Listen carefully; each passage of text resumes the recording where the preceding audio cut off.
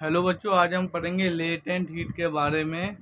पिछली वीडियोस में मैंने मैटर इन आवर सराउंडिंग का काफ़ी कुछ पढ़ा दिया है। आज हम पढ़ेंगे लेटेंट हीट एक्चुअली में होती क्या है और कैसे लेटेंट हीट जो है वो टर्म आया, वो भी समझेंगे। तो चलिए स्टार्ट करते हैं। लेटेंट हीट बच्चों देखो, लेटेंट हीट को बेसिकली एक वर्ड में बोला जाए तो उसको बोला जाता है हिडन हीट। क्या बोला जाता है? हिडन हीट, छुपी हुई गर्मी। अब ये छुपी हुई गर्मी का क्या सेंस बनता है, ये मैं आपको अभी समझाता हूँ, एक सेकंड बस। लेटेंट हीट को क्या बोलते हैं हम? Hidden heat. क्या बोलते हैं? Hidden heat.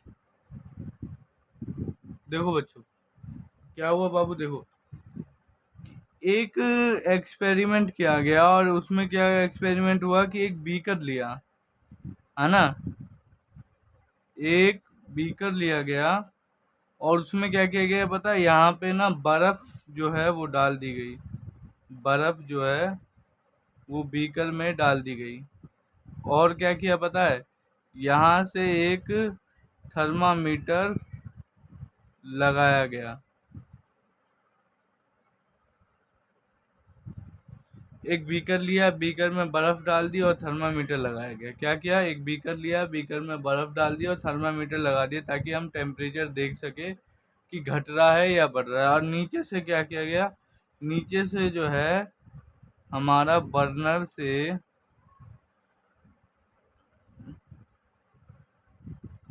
से जो है हीट देने लग गए। जब हीट देने लग गए तो क्या हुआ? हीट का टेम्परेचर जो है वो चेंज हुआ थोड़ा सा। जब टेम्परेचर चेंज हुआ तो इसका मतलब क्या है? हीट जो है, हीट से टेम्परेचर चेंज हुआ। पर एक स्टेट ऐसी आई कि जब जो हमारा बर्फ़ है वो पिघलने लगा। जब वो हमारा जो बर्फ़ है, जब वो पिघलने लगा, ऐसा तो नहीं होता है कि बर्फ़ ऐसे सॉलिड स्टेट में है और झट से लिक्विड स्टेट में आ जाता है। ऐसा तो नहीं होता, बर्फ़ पिघलना शुरू होता है। तो जब पिघलना शुरू हुआ तो एक्सपेरिमेंट में क्या नोटिस किया गया? एक्सपेरिमेंट में ये नोटिस हुआ कि इसका जो टेम्परेचर है वो बढ़ नहीं रहा है। मतलब ये जो हीट दे रहे हैं, जिस वजह से टेम्परेचर बढ़ना चाहिए, वो टेम्परेचर बढ़ नहीं रहा है। तो वो जो हीट है वो कहाँ जा रही है? वो जो हीट है वो कहाँ जा रही है? तो फिर इससे क्या वो कंक्लूजन निकला कि जब हमारा मैटर जो है स्टेट चेंज कर रहा होता है, तब जो है हमारी हीट सारी स्टेट चेंज करने में लग जाती है। क्या? जो हमारी हीट जो होती है वो स्टेट चेंज करने में लग जाती है। हीट जो है, heat is being absorbed by the particle of ice to overcome the force of attraction between them get converted to water। मतलब कि हमारा जो हीट है वो अब्जॉर्ब हो गया by the particle of ice. क्यों? क्योंकि ताकि उसकी फोर्स ऑफ अट्रैक्शन जो है बच्चों वो कम हो सके और वो लिक्विड स्टेट में आ सके। तो जब भी हमारा टेम्परेचर स्टेट चेंज हो रहा होता है तो एक हीट अब्जॉर्ब हो रही होती है। वहीं हीट को क्या बोला गया? छुपी हुई गर्मी, यानी कि लेटेंट हीट। लेटेंट हीट अब समझ में आया हिडन हीट क्यों बोला गया? क्योंकि टेम्परेचर बढ़ नहीं रहा था। तो उस टाइम के साइंटिस्टों ने क्या सोचा कि टेम्परेचर जब बढ़ नहीं रहा है और हीट लगातार हम दे रहे हैं, तो हीट जा कहाँ रही है? तो हीट जो है हमारा कन्वर्ट हो रही है स्टेट चेंज करने में। हीट जो है वो अब्जॉर्ब हो जा रही है, हीट अब्जॉर्ब हो जा रही है, जिससे हमारा स्टेट चेंज होता है। यही है हमारा लेटेंट हीट। ये हो गया आपका बीकर, ये आइस, और ये हो गया थर्मामीटर। इसका एग्जांपल याद रखना। और कुछ लाइनें मैं और लिख देता हूँ जो आप अपने नोट्स में जरूर रखना, मतलब नोट करके रखना। ओके, ये भी छोटा सा लिख ही लो। The heat is being ऑब्जॉर्ब्ड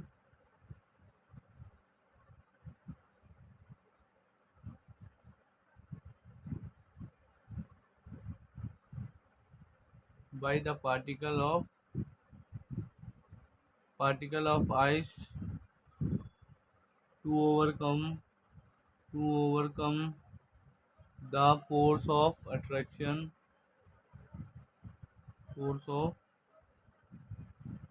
attraction between them to get converted into water. Between them to converted get converted। आपको इसके नोट्स बनाने हैं, खुद बनाने हैं। जो जो इम्पोर्टेंट चीज़ है वो मैं लिखवा रहा हूँ और वो आपको ज़रूर याद रखनी है और वो आपके नोट्स में जो है वो मेंशन होनी चाहिए। फिर आता है हमारा latent heat of fusion. Latent heat of fusion क्या होता है? देखो देखो बच्चों, समझते हैं लेटेंट हीट ऑफ फ्यूजन होता क्या है एक्चुअली में। हमारा जो ये लेटेंट हीट ऑफ फ्यूजन है, ये है क्या? लेटेंट हीट ऑफ फ्यूजन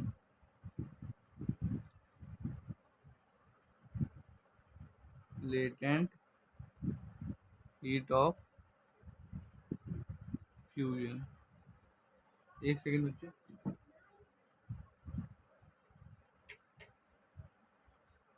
बस लेटेंट हीट ऑफ फ्यूजन क्या होता है कि जो हमारी जो अमाउंट ऑफ हीट रिक्वायर है किसी 1 kg सॉलिड को कन्वर्ट करने के लिए लिक्विड में एट एटमॉस्फेरिक प्रेशर, तो वो हमारा जो है लेटेंट हीट ऑफ फ्यूजन होता है।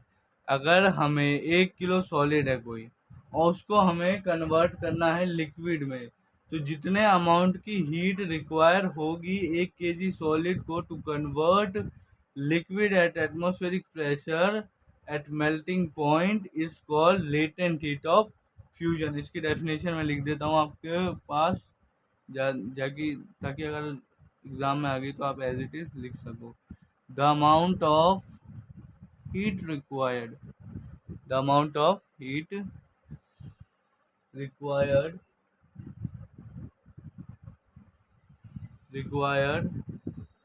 1 kg of solid 1 kg of solid to get converted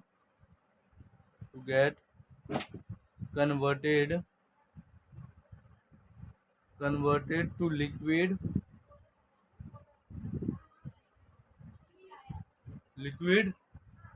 liquid at atmospheric pressure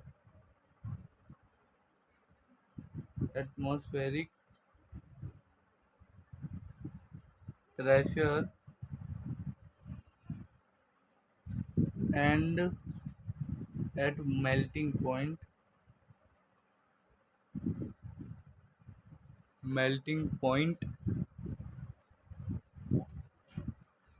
is called latent heat of fusion। क्या हो गया ये हमारा बच्चों? Latent heat of fusion.